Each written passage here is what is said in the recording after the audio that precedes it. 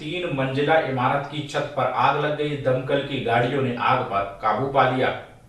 गाजियाबाद के वसुंधरा इलाके में उस समय हड़कंप मच गई। अब एक 3 मंजिला इमारत के टेरेस पर बने अस्थायी स्ट्रक्चर में आग लग गई। आग लगने के बाद मौके पर लोगों का जवाबड़ा हो गया और दमकल विभाग की सूचना दी गई।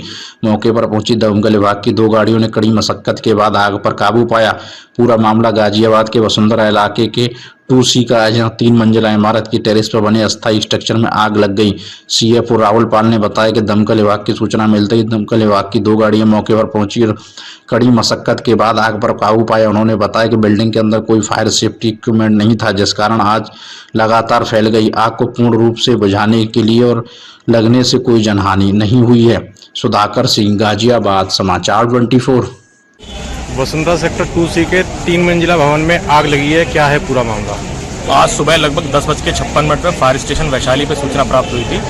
2C सेक्टर पड़ता है वसुंधरा में, उसमें एक टेरेस फ्लोर पे अस्थायी स्ट्रक्चर बना हुआ था, उसमें आग लगी हुई थी। तत्काल हमारी 2 गाड़ियां मैं FSO के घटनास्थल पर पहुंची।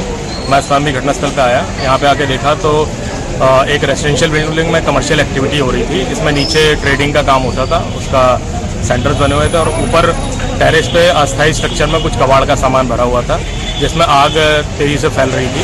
तत्काल 2 साइड से छत पे चढ़ के कर्मचारियों ने होज लाइन फैला के आग बुझाना शुरू किया और लगभग पौन घंटे की कड़ी मशक्कत के बाद आग को पूर्ण रूप से बुझा दिया है। इस घटना में किसी प्रकार की कोई जनहानि नहीं है। आग लगने के दौरान कई लोग फंसे भी थे या फायर फाइटिंग सिस्टम वगैरह थे बिल्डिंग में?